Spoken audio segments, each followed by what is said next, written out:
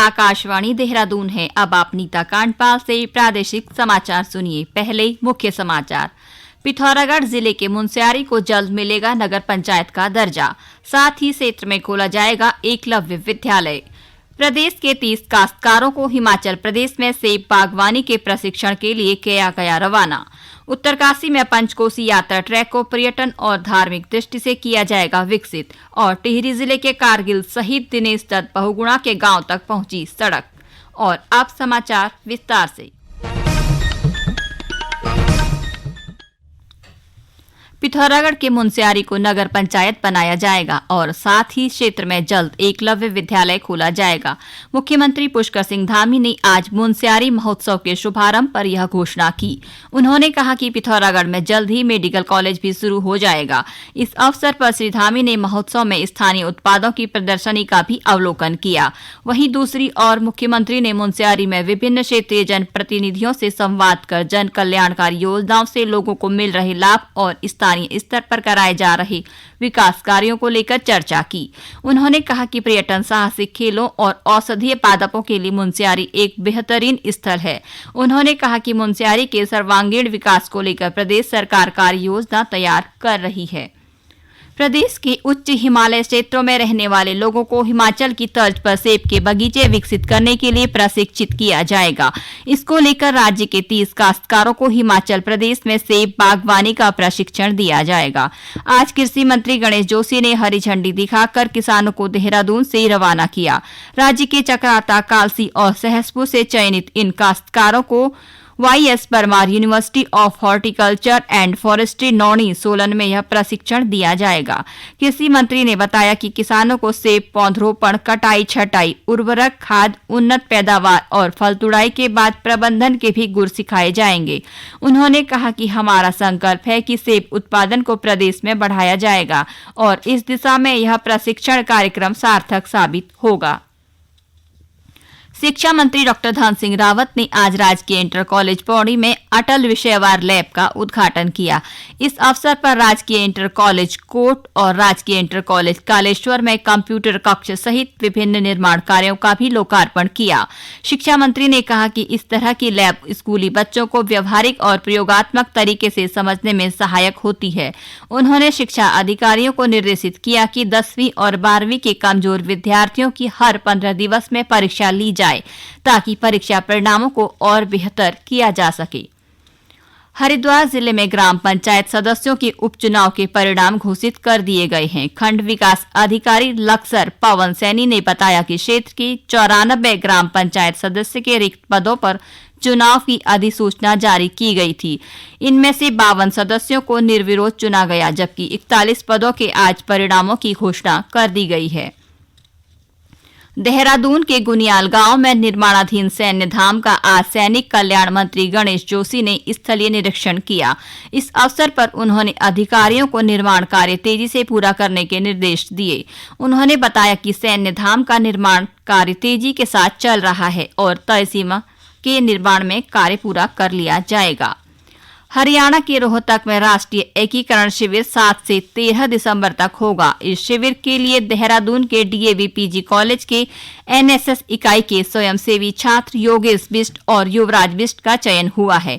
DAV महाविद्यालय के प्राचार्य डॉक्टर KR जैन ने कहा कि दोनों छात्र एकीकरण राष्ट्रीय शिविर में उत्तराखंड राज्य और अपने कॉलेज का प्रतिनिधित्व करने जा रहे हैं। यह महाविद्यालय परिवार और NSS इकाई के लिए गर्व का विषय है। चमोली जिले के गोपेश्वर घिंगराण मोटर मार्ग पर कल देर रात एक वाहन की दुर्घटना में 2 लोगों की मृत्यु हो गई, जबकि 3 अन्य घायल हो गए। घायलों को उपचार के लिए जिला चिकित्सालय गोपेश्वर में भर्ती कराया गया है। सूचना पर थाना गोपेश्वर और कोतवाली चमोली से पुलिस बल मौके पर पहुंचा। सभी घायलों की गंभीर हालत को देखते हुए उन्हें हायर सेंटर रेफर किया गया है। अल्मोड़ा स्थित सोबन सिंह जीना विश्वविद्यालय के अधिष्ठाता कला संकाय एवं शोध निदेशक प्रोफेसर जगत सिंह बिष्ट को अस्थायी कुलपति नियुक्त किया गया है। राज्यपाल गुरमीत सिंह ने इसके आदेश जारी कर दिए हैं। ये समाचार आकाशवाणी देहरादून से प्रसारित किए जा रहे हैं। हेलो जागृति जी। जी मैं सीमा बोल रही हूँ। मेरा नया टीवी खराब हो गया। दुकानदार, कंपनी दोनों से बात की, दोनों ने पल्ला झाड़ लिया। मैं क्या करूँ? आप 1915 पर कंप्लेंट करिए। 1915? हाँ, 1915 यह है राष्ट्रीय उपभोक्ता हेल्पलाइन का नया नंबर, जहां नेशनल हॉलिडे के अलावा कभी भी सुबह 8 बजे से लेकर शाम 8 बजे तक आप अपनी उपभोक्ता शिकायत दर्ज करा सकती हैं। अच्छा। हाँ, जागो ग्राहक जागो। उपभोक्ता मामले विभाग, भारत सरकार। उत्तरकाशी में पंचकोसी यात्रा ट्रैक को पर्यटन और धार्मिक दृष्टिकोण से विकसित करने के लिए जिला प्रशासन ने तैयारियां शुरू कर दी हैं। जिलाधिकारी अभिषेक रुहेला ने ग्राम ज्ञानजा से व्यास कुंड, सिंखलेश्वर और विमलेश्वर महादेव होते हुए वर्णावत ट्रैक का भ्रमण किया। इस मौके पर स्थानीय जनप्रतिनिधियों ने जिलाधिकारी के समक्ष क्षेत्र की विभिन्न समस्याओं को रखा। इनमें प्रमुख रूप से ज्ञानसू साल्ट ऊपरी कोट मोटर मार्ग को यमुनोत्री से जोड़ने, ज्ञानसू ज्ञानजा मोटर मार्ग के डामरीकरण सहित वर्णावत टॉप में पर्यटन की संभावनाएं विकसित करने पर भी चर्चा की गई।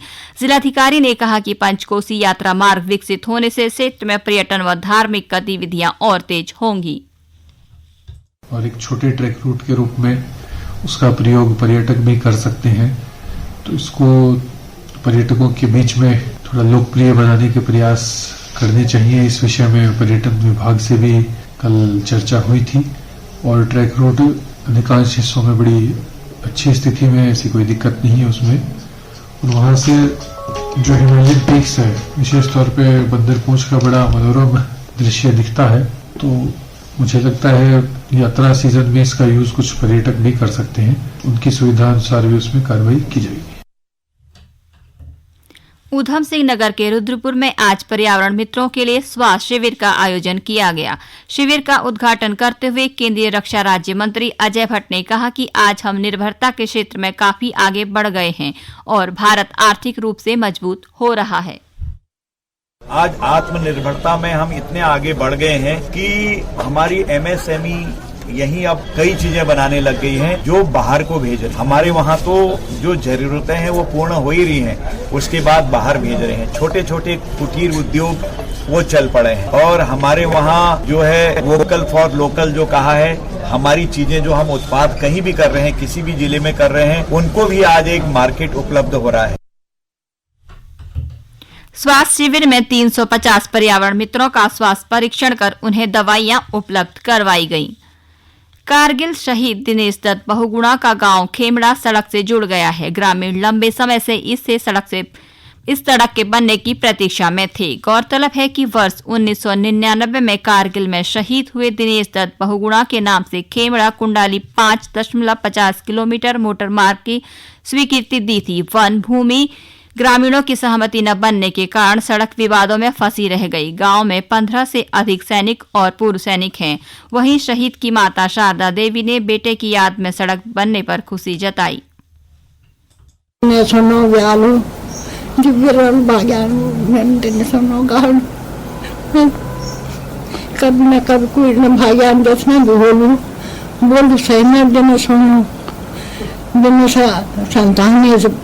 संतान जो होगा और भाग्यान वो एक नौसी बन गई मेरे गाँव में रोड अच्छे बाबा जो व्याल भाग्यान वो एक नौसी बोल कोई दिन से नौसी आए वो रोड।